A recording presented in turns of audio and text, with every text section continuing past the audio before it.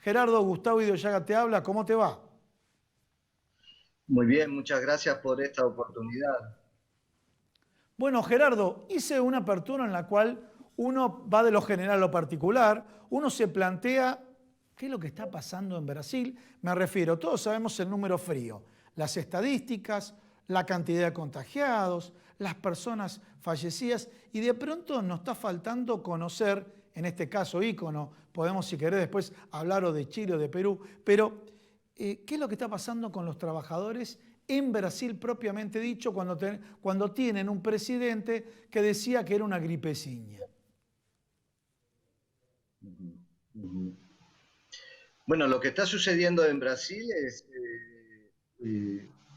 la base de toda esta catástrofe se debe a la gran irresponsabilidad de la administración de gobierno, Ujú.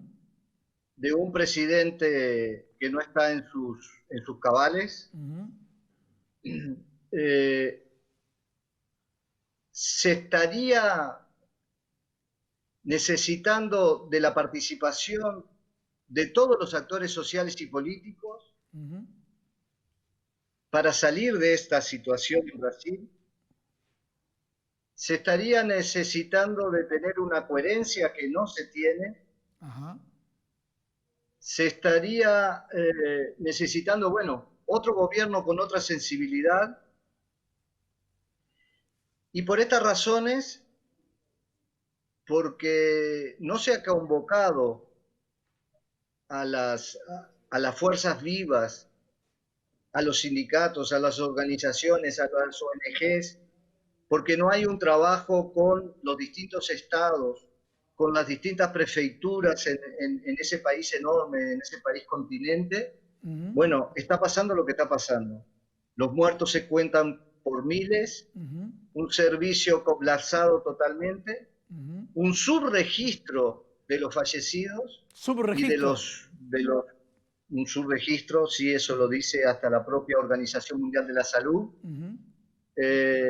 y con un número de contagiados que asciende día a día. Ujú. En el sur de Brasil ahora entra el invierno, donde siempre hay problemas eh, respiratorios, de gripe, etcétera, etcétera. Ujú. Se va a incrementar la pandemia seguramente en el sur de Brasil, pero Ajá. lo que es hoy América Latina, el foco de la pandemia está en Brasil, y en Brasil está en el estado de San Pablo, que tú lo conoces muy bien, y en Río de Janeiro. Eh, el gobierno está totalmente desgastado. Bien. Aparentemente los militares están quitando su respaldo a Jair Bolsonaro, pero es un país gobernado por un loco, Ujú. donde han pasado 3 ministros de salud, y entonces, bueno, es muy difícil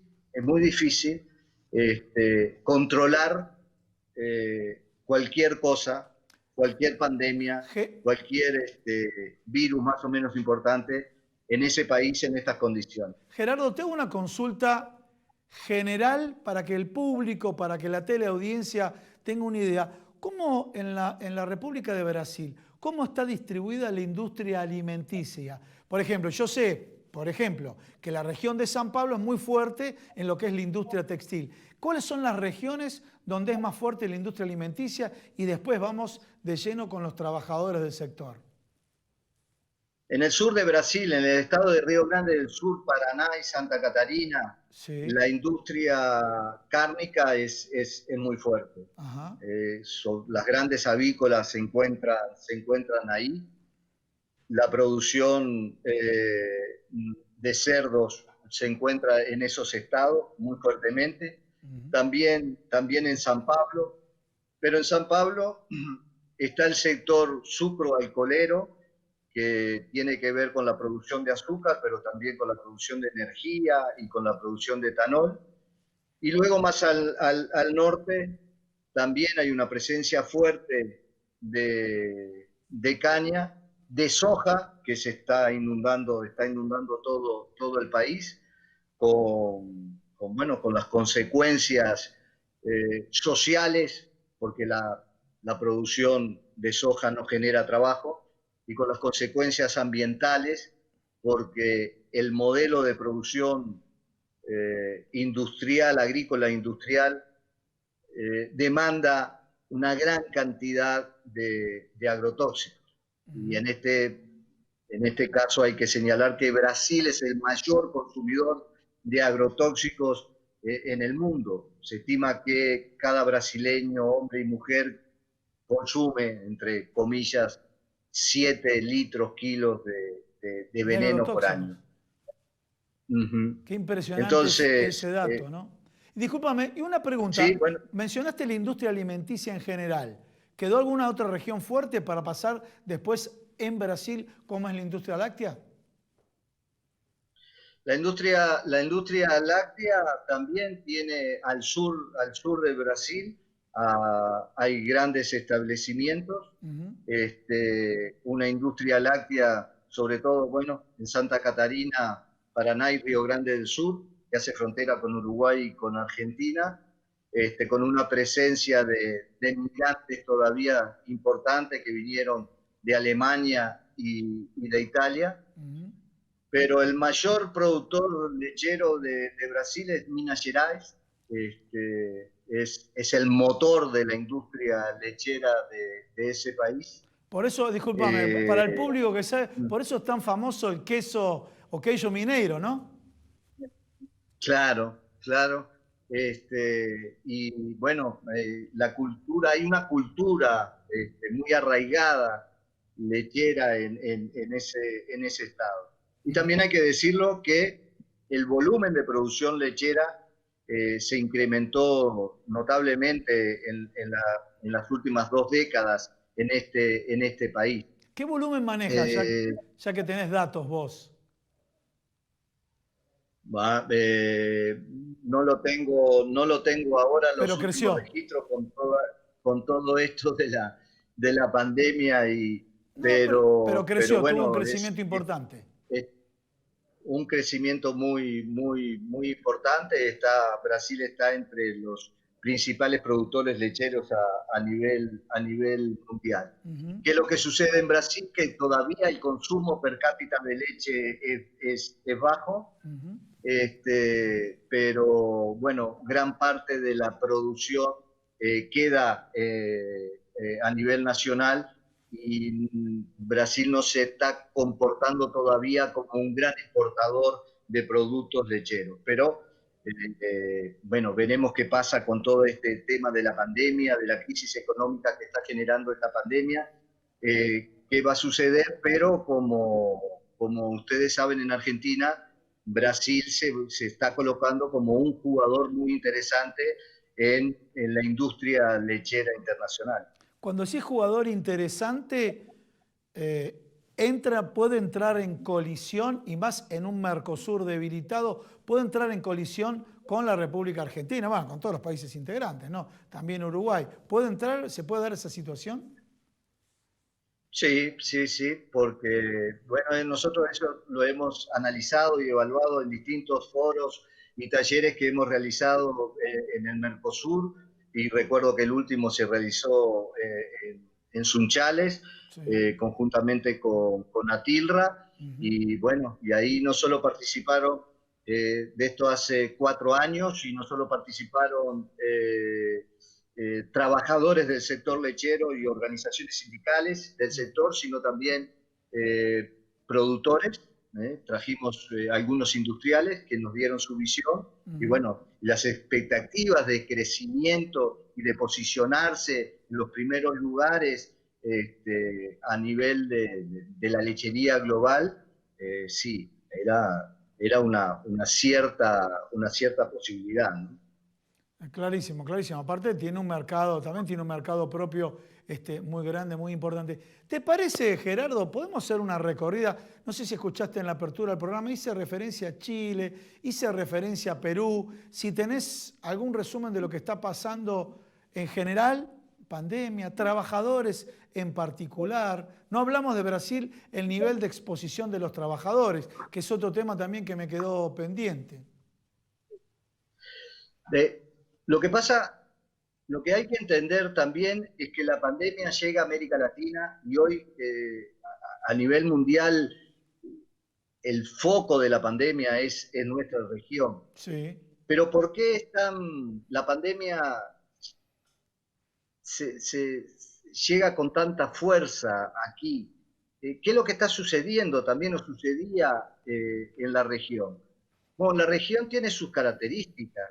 La América Latina es la región más desigual en términos económicos en todo el mundo. Sí, señor. ¿Mm?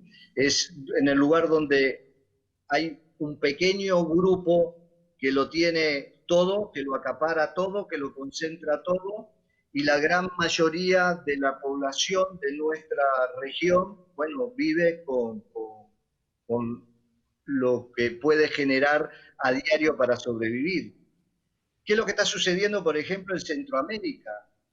En Centroamérica la pandemia se estima que en los próximos meses va a tener una cima muy importante. Ajá. ¿Pero por qué sucede? Porque hay países que el 65 y hasta el 70% de la población económicamente activa está en la informalidad. Entonces, o el quédate en casa para esta gente que necesita salir para comer es muy complicado. En Guatemala, en la ciudad de Guatemala, se colocan banderas blancas y que eso identifica y dice a las personas que pasan por ahí que en esa casa donde está esa bandera están pasando hambre. En El Salvador colocan banderas rojas para dar la misma señal, pero en toda esa región, ustedes recordarán que miles y miles de centroamericanos salían de Honduras, de El Salvador, de Guatemala, Sí. para tratar de pasar la frontera de los Estados Unidos. Y algunos caminaban hasta 5.000 kilómetros. Entonces son semanas y semanas transitando varias fronteras para intentar llegar a los Estados Unidos. Entonces, si uno se pone a pensar todos los peligros que se corren en esa travesía, donde hay problemas con el narcotráfico, con la trata de personas,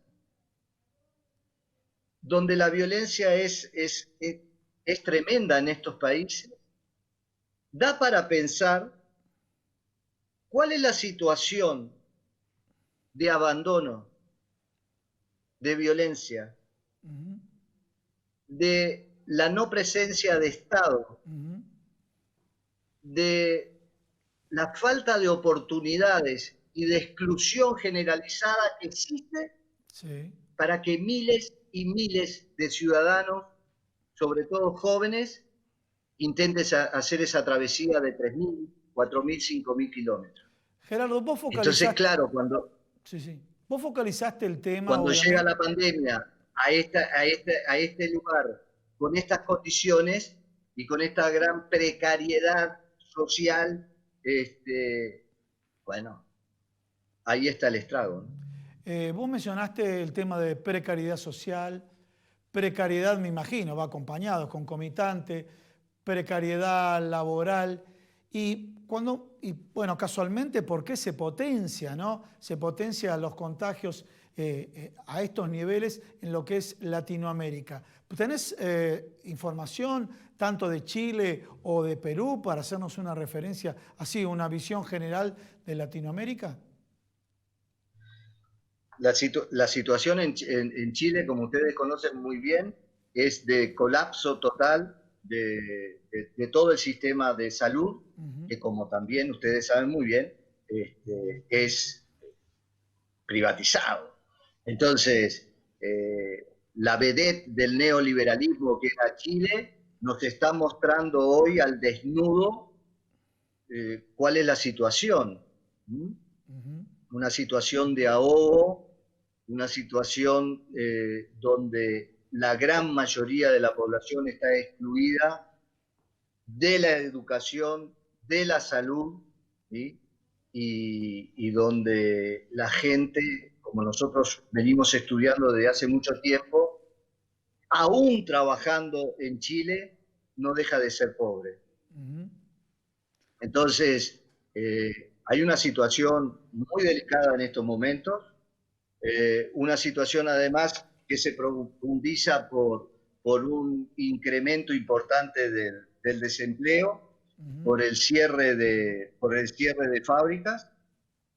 En el caso de Perú, estamos en una situación más o menos similar, pero también donde el empresariado, las grandes industrias y desde el propio gobierno se están propiciando una serie de cambios en la legislación laboral, donde, bueno, es muy probable que los peruanos en el correr de los meses podrán encontrar un trabajo. Pero yo estimo, y muchos estudiosos lo dicen, no van a encontrar un derecho, porque Clarísimo. Trabajo sin derechos. Se está terminando con toda legislación, se está terminando con todo aquello que impida el desarrollo sin límites, sin ética ninguna, sin responsabilidad y desenfrenado hacia el lucro. Entonces, eso es algo que también nosotros tenemos que analizar y que tenemos que estudiar. En muchos países, y no solo de América Latina, sino del mundo, la pandemia ha llegado como anillo al dedo para realizar una gran transformación en el mundo del trabajo. O sea, discúlpame un segundito, Gerardo. ¿Quiere decir que con tu conocimiento, sos un hombre que ha viajado por todo el mundo, conociendo la industria alimenticia, la situación de los trabajadores, la pandemia le fue funcional a la desigualdad social? Sí, claro. Y laboral, agrego, y laboral. Sí, porque todo esto que se dice y todo eso que se anhela, que de esta pandemia vamos a salir mejores y que se va a crear una conciencia social, política y ambiental diferente, no es tan así. Quedó para un poema de García Márquez, nada más. Bueno, sí, tal vez, sí, es muy macondiano decir eso, Sí, pero sí, están aprovechando para terminar con lo poco que queda de la legislación laboral en muchos países. Por ejemplo, volvamos a Brasil. Sí. Brasil es el principal productor de proteínas a nivel mundial. Sí. Es el mayor exportador de pollos a nivel mundial. Una sola empresa exporta 3 de cada un pollo que se exporta y se produce en el mundo. ¿Sí? Tenemos empresas que están en Brasil, que nacieron en Brasil, que se transformaron en transnacionales y hoy tienen ¿Cómo cuáles? ¿Puede dar algún nombre? JBS. JBS, sí. Entonces, hoy es la mayor productora de proteínas a nivel mundial. Y bueno, y en muchos frigoríficos, el Ministerio Público del Trabajo ha tenido que actuar para que los trabajadores, hombres y mujeres, en estas instalaciones tengan alcohol gel y tengan mascarillas. Entonces, o sea, no fue voluntario, no fue compromiso, sino tuvo que ser coercitivo, obligatorio. No, y en muchos frigoríficos se niegan a darlas. Terrible. O se niegan a aplicar los protocolos de bioseguridad. Pero en esta catástrofe que hay, porque los frigoríficos, sobre todo en el sur de Brasil, se están convirtiendo en grandes focos de propagación del COVID-19, tuvimos que hacer una campaña internacional porque la Cámara de Diputados iba a votar una enmienda a una ley que establecía pausas térmicas. ¿Cómo es eso? ¿Qué es esto? Pausa Los térmica. trabajadores en los trabajadores en frigoríficos, luego de trabajar 1 hora 40, tenían derecho a 15 minutos de descanso, ¿sí? Porque trabajan en unas condiciones de mucho frío. Mucho frío, sí. Bueno, pues bien, esa enmienda hacía que solamente aquellos trabajadores y trabajadoras que laboraban en ambientes de 4 grados o menor a 4 grados tenían derecho a esa pausa térmica. Si esa enmienda se aprobaba, afectaba a 500.000 trabajadores, hombres y mujeres, de la industria frigorífica de ese país. ¿Tantos trabajan? Entonces, cuando hoy estamos en medio de una pandemia, cuando estamos en el país que tiene más contagiados, donde hay más muertes en la región, la industria está aprovechando, porque detrás de esta iniciativa en la Cámara de Diputados está la industria está aprovechando esta situación para generar todavía más precariedad en el trabajo y para turbinar una explotación que ya era masacrante. Entonces, esto hay que decirlo. Claro. Esto hay que decirlo.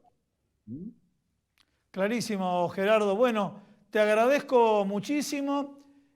Bueno, el secretario general, Etín Ponce, te manda saludos.